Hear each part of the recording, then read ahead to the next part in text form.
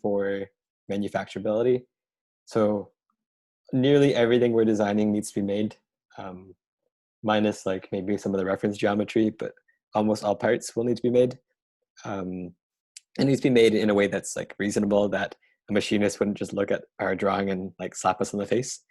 Sometimes it happens. Sometimes we do get laughed at quite a bit because what we're showing them makes no sense from a manufacturing aspect, and that's what they tend to know a lot on.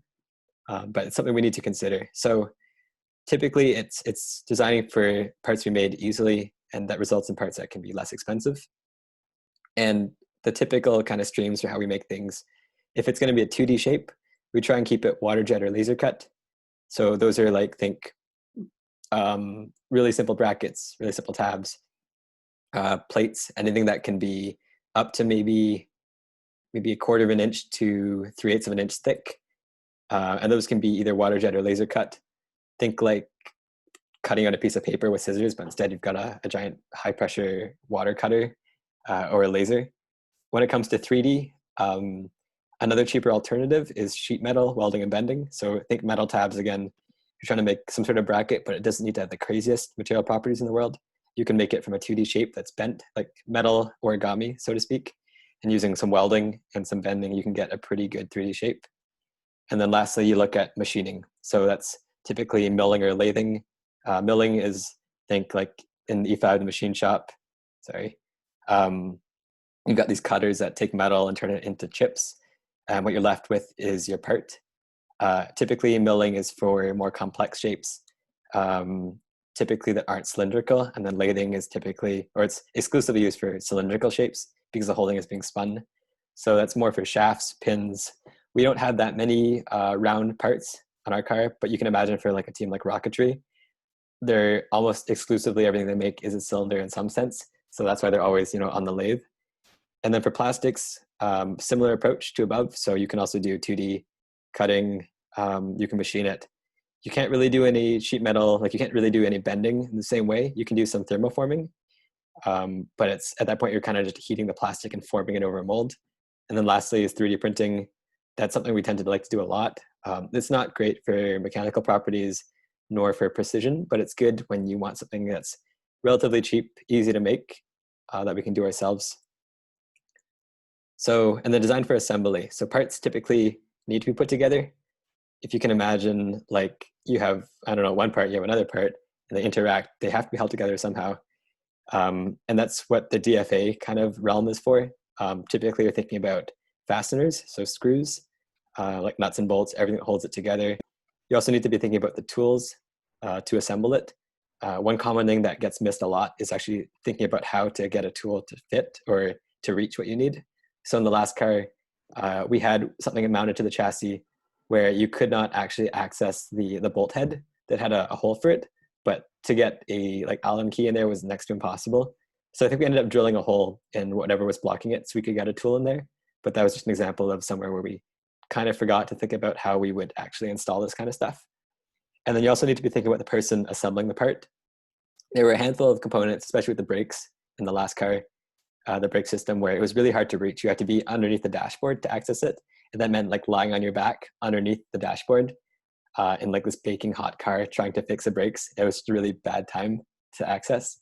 And we ended up needing to access it quite a bit during competition. So many curse words were said, especially towards the person who thought of making that design. And then some tips, I guess. I think have a link. I had a link, maybe not. That's fine. I will add a link later on. You can kind of look up design for assembly online. There's some pretty good guides about what to do, but the best things you can think about typically are making it easy to assemble and as simple as possible. So that means minimize the part count. If you can make a part or make something out of one part instead of 5, do that. If you can standardize parts. So for our car, we standardize our fasteners. We only try and use 3 different types of screws in terms of size. So like an M4, so a 4mm metric screw, 5mm metric screws, M5 or an M6, and then M8s for like heavy duty. But standardizing that just prevents needing like, oh, I need an imperial screwdriver. Oh, I need a metric screwdriver. And then when it comes to your parts, if you can have symmetrical parts that are the same as opposed to 2 unique parts, that can also save with assembly. It also makes making parts from a manufacturing standpoint cheaper as well. Often, if you can make the same part twice, it means someone doesn't need to program the job twice for CNC, or you can just have like a bunch of those parts made if you need backups. Then also thinking about order of assembly as well. So if you're having, let's say, a base plate. So again, going back to the brakes, that was one of the more complicated parts of the car. There's this giant plate that we would mount everything to, but you could only put things in a certain order. You had to like attach the steering column first before you could attach the mount for the brake pedal and the gas pedal. But if we needed to modify how the fit was for the steering, we need to take off the other two parts first to get to it. So really thinking about order of assembly is super important, especially if there's anything that needs to be touched more than once often or will need some tweaking. And that is actually it for what I've got covered. I was going to open this to Q&A at this point, sorry. One thing I wanted your feedback on was access to SolidWorks and how we design stuff. One that I didn't talk about with SolidWorks is that it's not backwards compatible. So it means that like if I have a file, so our car is designed in 2018 SolidWorks, but if someone were to open it in like SolidWorks 2019, no one in 2018 could open that part anymore. It would just say, I can't be opened. You need to upgrade. So that's why we're reluctant to give out GrabCAD access until we know everyone's using the same version. Others will run into issues where like the entire car becomes something that's in a future version file. So for everyone here, like what, who actually has SolidWorks here? Does anyone not have SolidWorks? Cool, I see Min. Anyone else not have SolidWorks? I don't have SolidWorks. Okay. And then for those, okay. For those who do, what version are you running? 2019. Yeah, I'm also on 2019. I think through the I'm on school, at least, 2019. I think 2019 was the one that you got through EGAD, if you did, or your first year course. I wasn't sure, has anyone tried the remote desktop at all? I wasn't sure what version SolidWorks was on the remote desktop. In the Bay, that's 2018. Through Engterm, like I'm not sure if you have access to some sort of cloud for Waterloo. I wasn't sure what version was on there. I My haven't hunch checked that yet. is it's like 2019 or something. We'll have to see. So that's one that we gotta figure out from a mechanical team. Unfortunately, because if we all design our parts in different versions, we'll definitely have problems. And I think in terms of our own licenses, so the team itself has a number of licenses for, I think, SolidWorks 2018, but it is a finite number. So we are reluctant to just give everyone every term licenses just because it'll run out really quickly. So we will kind of, the goal is like this week, we're going to try and hash out our plan as a team on how we're going to do this and make sure that we're all working in the same versions at least. It is possible to do some like fancy exporting stuff, but it doesn't quite work the same way. You don't end up having the same part. In the end, it's just reference models. Okay, good to know though. So we will get that sorted. So in terms of future one-on-ones, so this is more like an introductory to just designing. Hopefully you guys found that mildly useful, at least. Winnie's saying 2019 is on the remote desktop. Okay, interesting. But the plan is, the hope was with the next one-on-ones, we'll actually be going through SolidWorks, kind of screen sharing, think EGAD style. We're actually all designing parts at the same time, and then we can answer questions that way. The issue will be potentially for now, we'll be running different versions until we can get sorted on how to run the same version. It'll just mean that no one can really design a part for the actual car unless they have 2018, which is a really dumb sort of requirement. But that's how we're set up right now. But in terms of the content we covered, does anyone have any questions or feedback, or what more they like more, guess where they'd like to be seeing the rest of these sessions headed?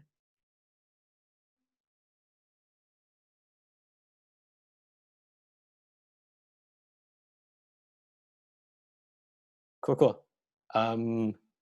If I had to pick between, I don't know, let's see here. Like designing something related to dynamics, steering, interiors, aero body, what part of the car would you like us to tackle in the next one-on-one? Because we'll probably do something that's actually more related to the car. So it'd be good to see where everyone's kind of interests lie.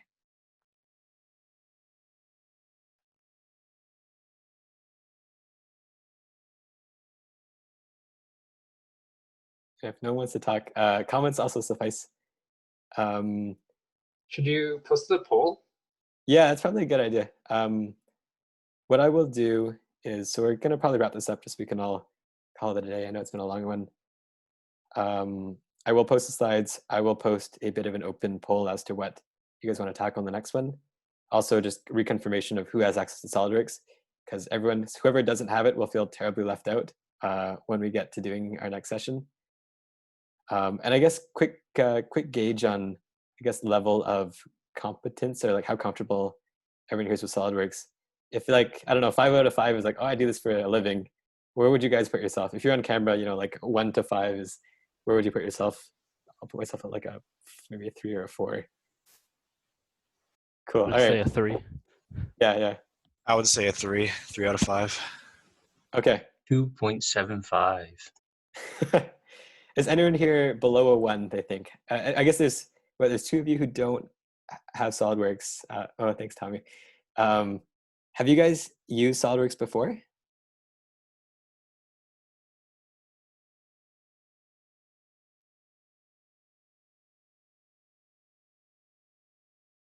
Cool. All right. So what we'll see what we do. That's kind of where we're headed for the next one. Does that sound like a good idea? Like we'll make a part. We'll get it going all the way from design to manufacturability to assembly. So maybe a component assembly basis. We'll try, for those who are more advanced, maybe we can look at some of the more advanced tools. Maybe like looking at weldments, looking at surface modeling, looking at like weight reduction, let's say. I'm trying to think of what's easy off the top of my head. Designing for whatever 2D or sorry, I think 3D machining. And then for those who are more introductory, definitely the less advanced steps, we can tailor more to just how do you set this all up. I'll also try and get GrabCAD for you guys if you don't have it yet. That's kind of our file sharing system.